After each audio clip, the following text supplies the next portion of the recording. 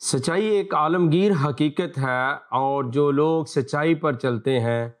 وہ کامیابی سے اپنی زندگی کا سفر طے کرتے ہیں۔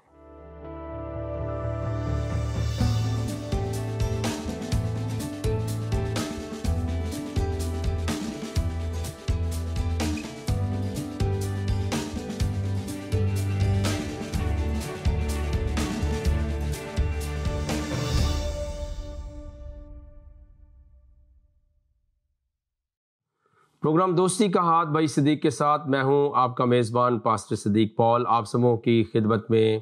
سلام، شلوم اور السلام علیکم۔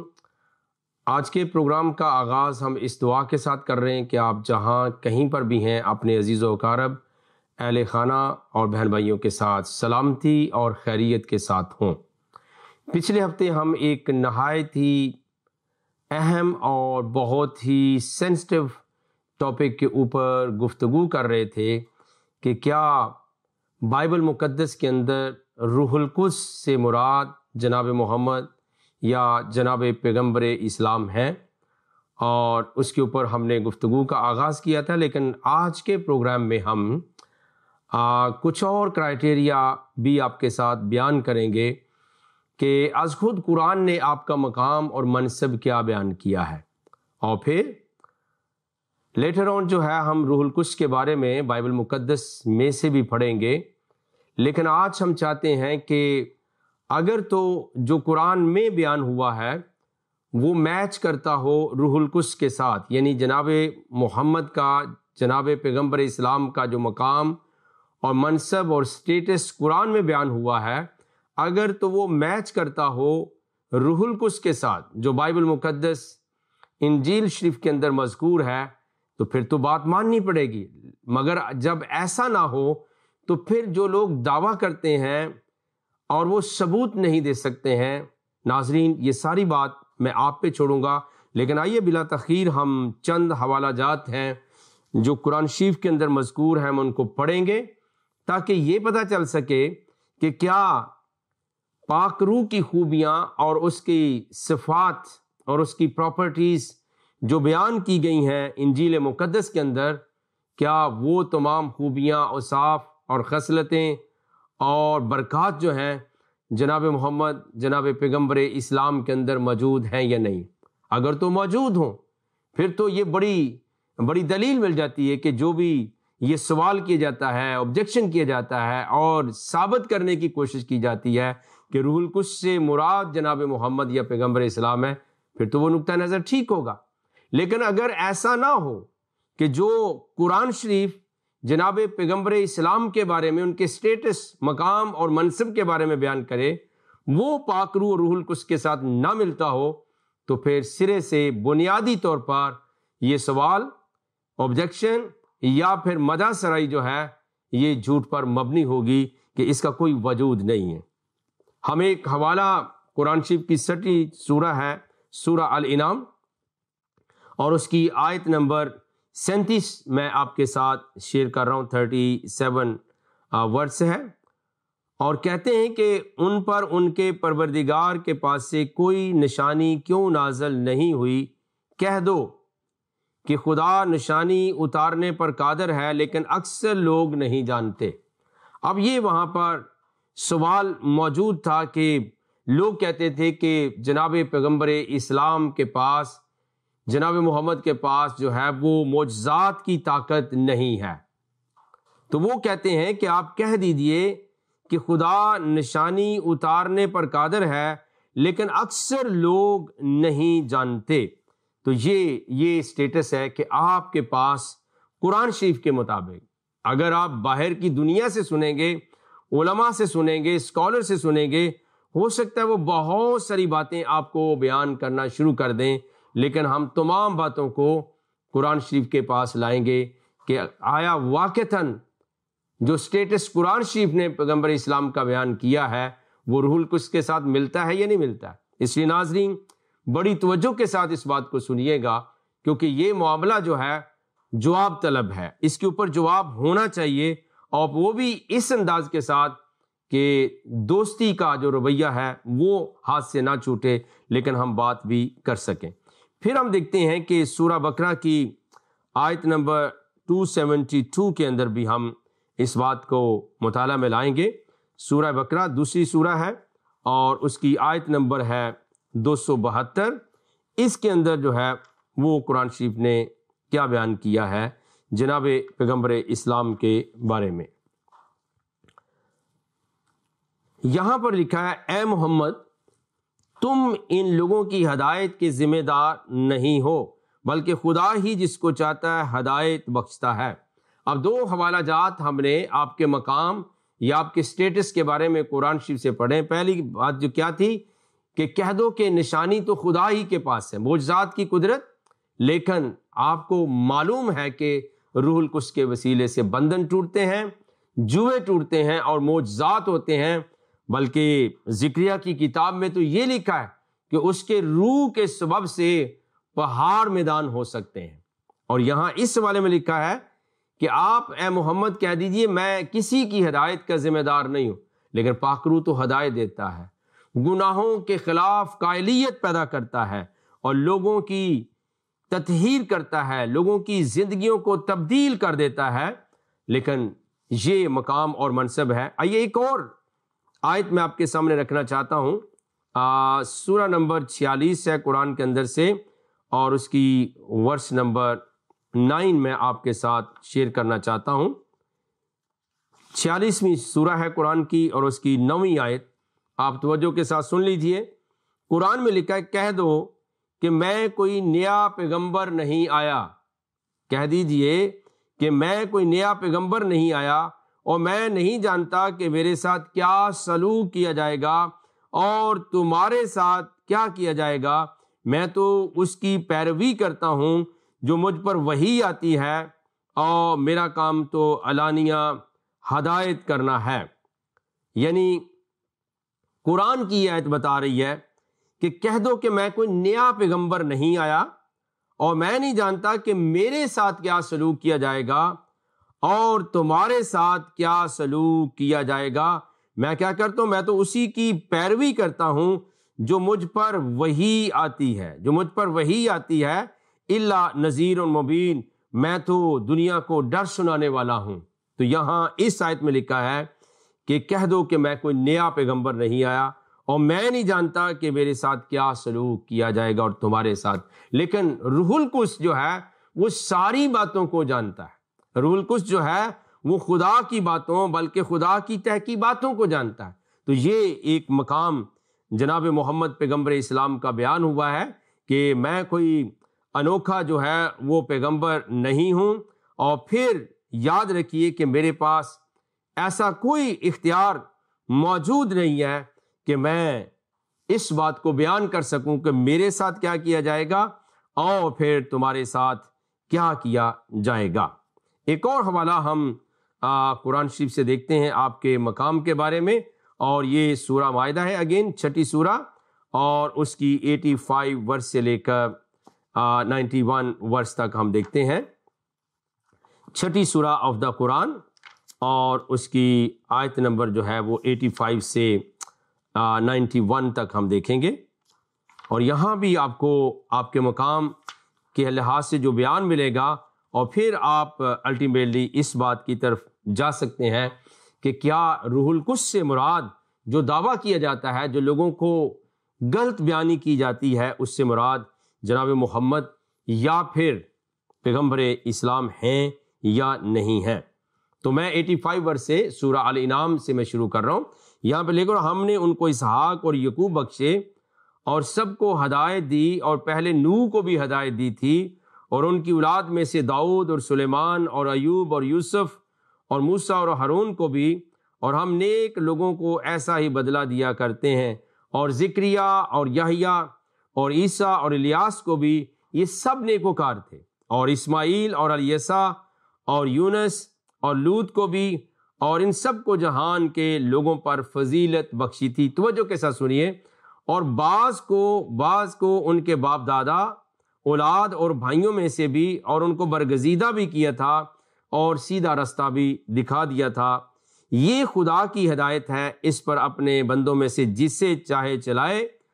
اور اگر وہ لوگ شرک کرتے جو عمل وہ کرتے تھے تو سب ضائع ہو جاتے۔ یہ وہ لوگ تھے جن کو ہم نے کتاب اور حکم، شریعت اور نبوت عطا فرمائی، اور اگر یہ ان باتوں سے انکار کریں تو ہم نے ان پر ایمان لانے کے لیے ایسے لوگ مقرر کر دیے گئے ہیں کہ وہ ان سے کبھی انکار کرنے والے نہیں۔ لیکن خاص ہے سنیے، اور یہ وہ لوگ ہیں جن کو خدا نے ہدایت تھی، یعنی 85 ورس سے لے کر پھر 90 ورس تک جتنے ورسز تک جو ہے وہ لوگوں کا ذکر ہوا ہے، قرآن یہ کہتا ہے یہ وہ لوگ ہیں جن کو خدا نے ہدایت دی تھی، تو تم انہی کی ہدایت کی پیروی کرو۔ یہ پیغمبر اسلام کو قرآن شریف کے اندر بیان ہے کہ تم انہی کی ہدایت کی پیروی کرو۔ کہہ دو کہ میں تم سے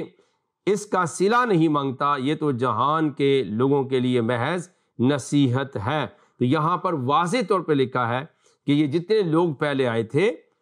جن کو خدا نے ہدایت دی تھی،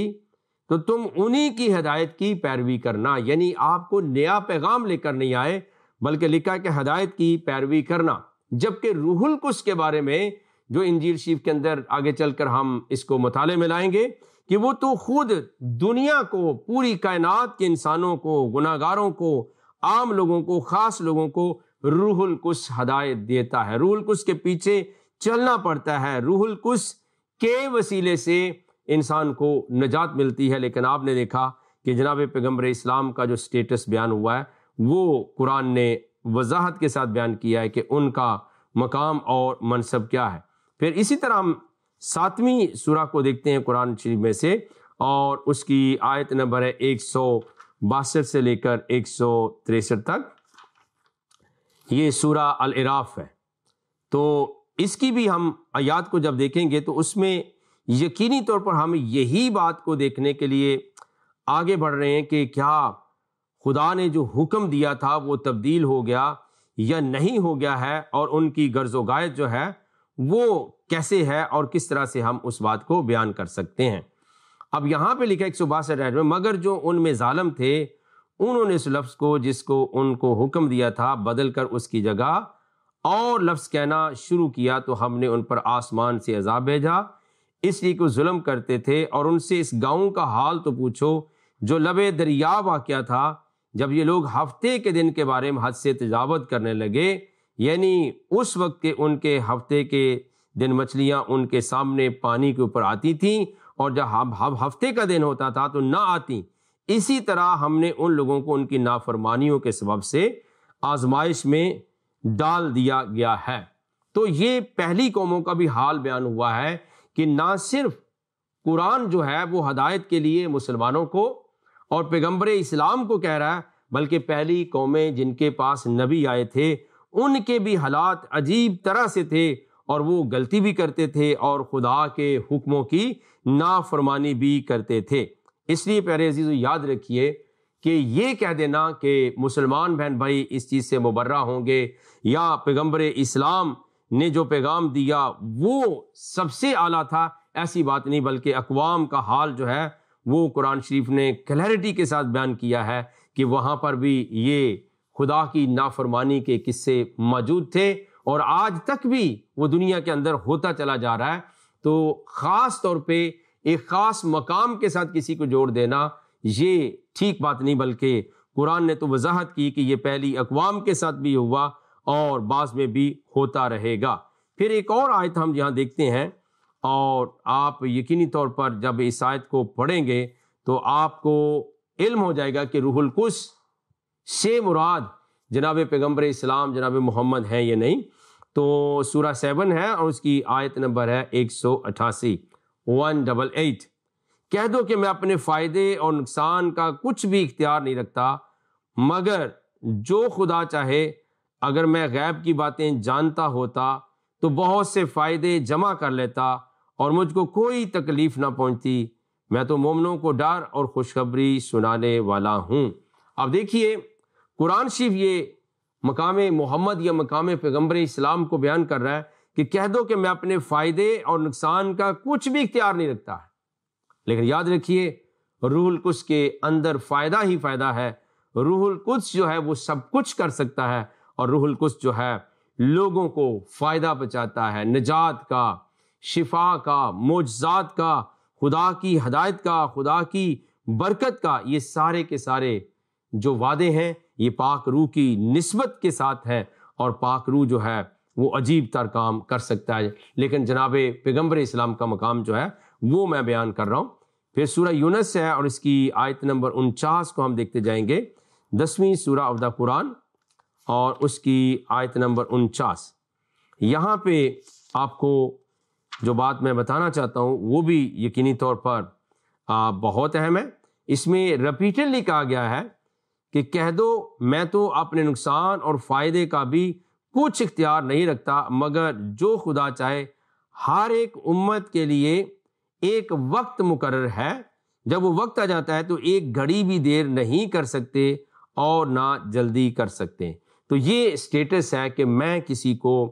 اپنے نقصان اور فائدے کا بھی کچھ اختیار نہیں، نہ میں کسی کو دے سکتا ہوں فائدہ اور نقصان، اور نہ ایون پیغمبر اسلام کے بارے میں کہ میں خود اپنی ذات کے لیے کوئی نفع یا نقصان کا اختیار رکھتا ہوں، ایسا میرے پاس نہیں۔ یہ بھی اسٹیٹس ہے۔ اور یاد رکھیے کہ جب ہم روح القدس کے بارے میں انجیل مقدس میں سے پڑھیں گے، آپ حیران ہوں گے کہ روح القدس تو زندہ طاقت ہے، قدرت ہے، اختیار ہے، سب کچھ ہے، اور اس کے وسیلے سے لوگ بچ جاتے ہیں۔ پھر سورہ بنی اسرائیل کی آیت نمبر جو ہے وہ 59، سورہ بنی اسرائیل 17ویں سورہ ہے، اور اس کی آیت نمبر 59 کو ہم دیکھتے ہیں کہ مقام محمد جو ہے یا مقام پیغمبر اسلام کو کس طرح سے بیان کیا گیا۔ اب آپ وضاحت کے ساتھ سنیے۔ سورہ بنی اسرائیل ہے 17ویں سورہ اور اس کی 59 ورس میں لکھا ہے، اور ہم نے نشانیاں بھیجنی اس لیے موقوف کر دیں کہ اگلے لوگوں نے اس کی تکذیب کی تھی، اور ہم نے سمود کو اونٹنی نبوت صالح کی کھلی نشانی دی تو انہوں نے اس پر ظلم کیا، اور ہم جو نشانیاں بھیجا کرتے ہیں وہ ڈرانے کے لیے ہوتے ہیں۔ تو یہاں پہ صاف لکھ دیا گیا ہے کہ ہم نے جو نشانیاں بھیجنی ہے، معجزات بھیجنے ہیں، وہ ہم نے بند کر دیے ہیں، وہ معجزات نہیں ہیں۔ لیکن یاد رکھیے آج بھی روح القدس کے وسیلے سے معجزات ہوتے ہیں، اور عجیب و غریب معجزات ہوتے ہیں۔ خدا اپنی قدرت کے وسیلے سے، اپنے روح کی قدرت کے وسیلے سے لوگوں کی زندگیوں کو بدل ڈالتا ہے۔ 19ویں سورہ ہے اور اس کی 110ویں آیت، قرآن شریف میں سے 19ویں سورہ ہے سورہ مریم، اور اس کی آیت نمبر 110 کو بھی ہم دیکھتے جائیں گے کہ جناب پیغمبر اسلام کے مقام کے بارے میں قرآن کیا کہتا ہے، اور پھر وہ دعویٰ کہ روح القدس سے مراد جناب محمد ہیں کس حد تک ٹھیک ہے یا کس حد تک ٹھیک نہیں ہے۔ یہ ضروری باتیں ہیں جو ہم نے کرنی بھی ہیں اور سمجھنی بھی ہیں، کیونکہ جب تک ہم ان باتوں کو نہیں سمجھیں گے، یاد رکھیے معاملہ حل نہیں ہو سکتا ہے۔ لیکن اس سے پہلے اگر میں آپ کو ایک چھوٹی گواہی عرض کر دوں، وہ بہت ہی معتبر گواہی ہے۔ گواہی یہ ہے کہ بہت سال ہوئے، ایک شیعہ مسلمان لیڈی تھی، وہ میری منہ بولی بہن تھی۔ مجھے نہیں پتا ہے کہ وہ کہاں ہے آج کل، لیکن یہ بہت سال پہلے کی بات ہے۔ تو روح القدس کی قدرت عجیب طریقے سے اس دن اپنے جلال کو اس پر ظاہر کیا۔ میں ان کے گھر کے اندر موجود تھا، اور انہوں نے مجھے کچھ رمضان شریف کے بارے میں بیان کرنا شروع کر دیا۔ انہوں نے کہا صدیق بھائی رمضان شریف کے اندر ایسا ہوا، ایسا ہوا، ایسا ہوا،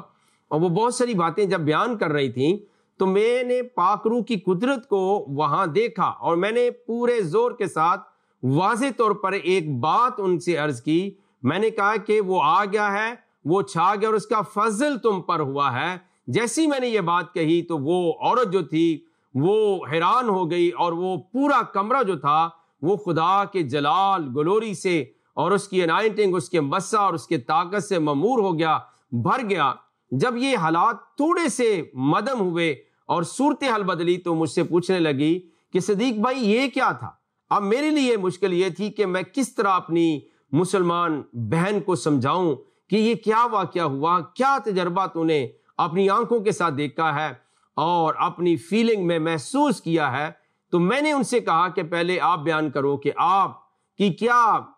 گواہی ہے یا آپ کیا کہنا چاہتی ہیں۔ تو وہ کہنے لگیں کہ جب آپ نے یہ کہا کہ وہ آ گیا اور وہ چھا گیا اور اس کا فضل تم پر ہوا ہے، میں نے آسمان سے ایک طاقت کو جس کو میں دیکھ نہیں سکتی لیکن نازل ہوتے دیکھا ہے، اور وہ میرے سر سے لے کر پاؤں تک بند اور گودے یعنی جسم کے تمام اعضاء میں سے ہو کر گزر گئی ہے، اور میں نے ایسی برکت نہ کبھی نماز میں دیکھی، نہ کبھی قرآن شریف پڑھتے ہوئے دیکھی، نہ میں نے رمضان شریف میں دیکھی۔ تو صدیق بھائی یہ بتائیے کہ وہ ہے کیا؟ اور اتفاق سے میری وائف اس وقت موجود تھیں، وہ انہیں کہنے لگی کہ آپ لیڈی ہیں، آپ آئیے میرے جسم کو میری شرٹ کے اندر سے چیک کریں کہ یہ سارا پسینے سے بھر گیا ہے، اور میں نے ایسا انکاؤنٹر کبھی نہیں دیکھا ہے۔ خیر میں سوچ میں پڑ گیا،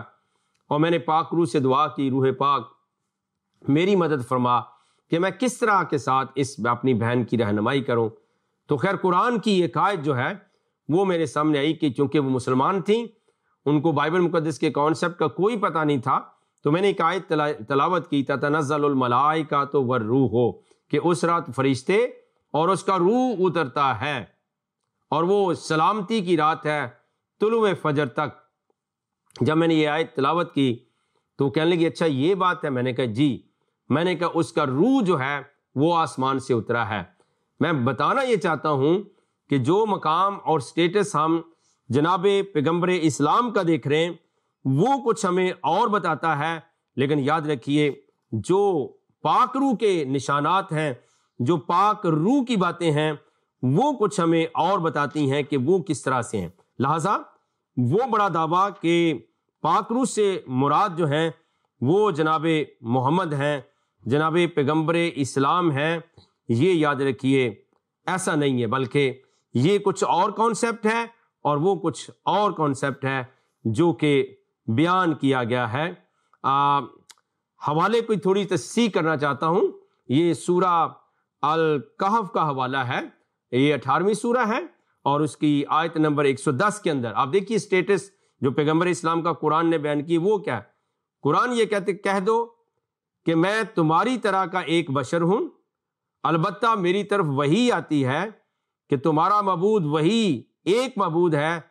تو جو شخص اپنے پروردگار سے ملنے کی امید رکھے چاہیے کہ عمل نیک کرے اور اپنے پروردگار کی عبادت میں کسی کو شریک نہ بنائے۔ اگین یہاں پہ لکھا ہے قل انما انا بشر مثلکم، کہہ دو کہ میں تمہاری طرح کا ایک انسان ہوں۔ قرآن نے کہیں بھی دعویٰ نہیں کیا کہ جناب محمد جو ہیں وہ روح القدس ہیں، یا روح القدس سے مراد جناب پیغمبر اسلام ہے، ایسا دعویٰ جو ہے وہ قرآن شریف کے اندر موجود نہیں ہے۔ سورہ حج ہے قرآن شریف کی،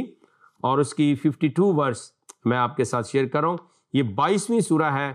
قرآن شریف کی، اور اس کی ورس نمبر 52 ہے، یعنی مقام پیغمبر اسلام کیا ہے،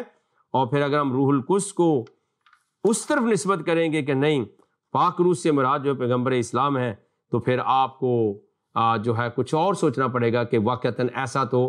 پورے قرآن میں نہیں ہے۔ سورہ حج 22ویں سورہ اور 52 ورس میں لکھا ہے اور ہم نے تم سے پہلے کوئی رسول اور نبی نہیں بھیجا مگر اس کا حال یہ تھا۔ اب لکھا کہ تم سے پہلے کوئی رسول اور نبی نہیں بھیجا مگر اس کا حال یہ تھا کہ جب وہ کوئی آرزو کرتا تھا تو شیطان اس کی آرزو میں وسوسہ ڈال دیتا تھا۔ یاد رکھیے یہ قرآن شریف کے اندر موجود ہے کہ ہم نے تم سے پہلے کوئی رسول اور نبی نہیں بھیجا مگر اس کا حال یہ تھا کہ جب بھی وہ کوئی آرزو کرتا تھا تو شیطان اس کی آرزو میں وسوسہ ڈال دیتا تھا۔ اب یاد رکھیے اگر آپ روح القدس ہوں تو روح القدس جو ہے یاد رکھیے شیطان روح القدس کے تابع ہے، لیکن آپ نے قرآن کا بیان سنا ہے کہ کوئی نبی اور رسول، اور اس میں صاف لکھا وما ارسلناک من قبلک من رسول ولا نبی،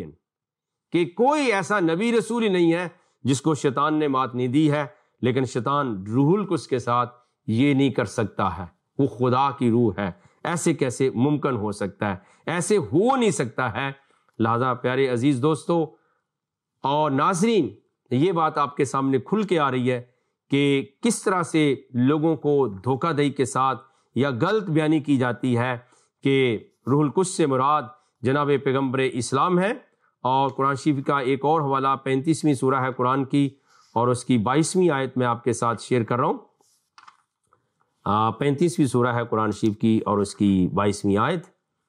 یہاں پر کچھ یوں مرقوم ہے، وہ میں آپ کے لیے پڑھ سکتا ہوں۔ نہ زندہ اور مردے برابر ہو سکتے ہیں، خدا جس کو چاہتا ہے سنا دیتا ہے، اور تم ان کو جو قبروں میں مدفون ہیں سنا نہیں سکتے ہو۔ اب قرآن نے صاف کہہ دیا ہے کہ جناب پیغمبر اسلام کا سٹیٹس کیا ہے۔ پہلی بات ہے نہ زندہ اور مردے برابر ہو سکتے ہیں، اور قرآن شریف کے اندر یہ وضاحت کے ساتھ لکھا ہے کہ جناب پیغمبر اسلام کا وصال ہو چکا ہے، ان کی وفات ہو چکی ہے، وہ اس دنیا سے جا چکے ہیں، اور آگے لکھا ہے خدا جس کو چاہتا ہے سنا دیتا ہے، اور تم ان کو جو قبروں کے اندر ہے، وما انتا بمسمع من فی القبور، جو قبروں کے اندر ہے تم نہیں سنا سکتے ہو۔ لیکن یاد رکھیے خدا کا روح جو ہے وہ یہ ساری باتیں کر سکتا ہے، اس کے وسیلے سے سب کچھ ہو سکتا ہے، لیکن مقام پیغمبر اسلام، مقام محمد جو قرآن میں بیان ہو رہا ہے وہ اس طرح سے بیان نہیں ہوتا ہے۔ اور 47 سورہ کی 19ویں آیت، اور ہمارا پروگرام اختتام کی طرف جا رہا ہے۔ 47 سورہ آف دا قرآن اور اس کی آیت نمبر جو ہے وہ 19 ہم دیکھیں گے کہ یہاں پر بھی بیان کیا گیا ہے جناب پیغمبر اسلام کے بارے میں۔ یہاں پہ لکھا ہے پس جان رکھو کہ خدا کے سوا کوئی معبود نہیں، اور اپنے گناہوں کی معافی مانگو، اور مومن مردوں اور مومن عورتوں کے لیے بھی، اور خدا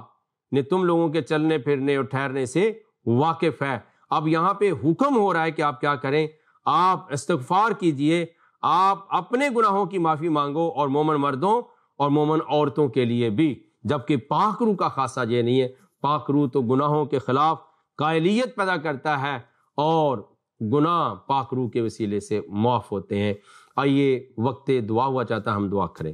پیارے خدا، ہم آپ کا شکریہ ادا کرتے ہیں رب العالمین، تو جو عجیب تر اور زندہ خدا ہے، تو ہم سب انسانوں کو ہدایت دینا چاہتا ہے۔ ناظرین کو بڑی برکت دے، اگر کسی کا کوئی پرابلم ہے، مسئلہ ہے، پریئر ریکویسٹ ہے، اس کو پوری کرنا، اور اپنے نام کو عزت اور جلال دینا، اور جو ٹاپک اور موضوع ہم آج کل ڈسکس کر رہے ہیں یہ ناظرین کو سمجھنے کی توفیق عطا فرما۔ یسوع مسیح کے عظیم اور جلالی نام کے وسیلے سے یہ دعا مانگتے اور پاتے ہیں، آمین۔ ناظرین، آپ سب کا بہت بہت شکریہ، آپ ہمارے شامل حال رہے، اور حسب سابق آپ پروگرام دوستی کا ہاتھ بھائی صدیق کے ساتھ بہت شوق کے ساتھ دیکھتے ہیں، اور خود دیکھتے ہیں، اور لوگوں کو دعوت بھی دیتے ہیں۔ اگلے ہفتے پھر ملیں گے، خدا حافظ۔